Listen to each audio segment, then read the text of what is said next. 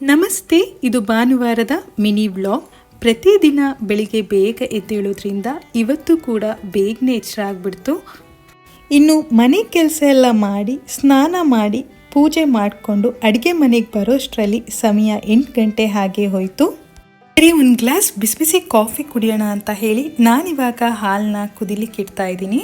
ಮನೆಯಲ್ಲಿ ಇರುವಂತಹ ಕೆಲವು ಗಿಡಗಳಿಗೆ ನೀರು ಹಾಕೋಬೇಕಾಗಿತ್ತು, ಹಾಗೆಯೇ ಕೆಲವು ಗಿಡಗಳ ನೀರು ಚೇಂಜ್ ಮಾಡ್ಕೋಬೇಕಾಗಿತ್ತು. ಈ ಎಲ್ಲ ಕೆಲಸ ಮುಗಿಸ್ಕೊಂಡು ಒಂದು ಲೋಟ ಕಾಫಿ ಕುಡ್ಕೊಂಡು ಬೆಳಗಿನ ಬ್ರೇಕ್ಫಾಸ್ಟ್ಗೆ ಅಕ್ಕಿ ರೊಟ್ಟಿ ಹಾಗೆಯೇ ಕಡಲೆಕಾಳು ಸಾಗು ಮಾಡ್ಕೊಂಡಿದ್ದೀನಿ.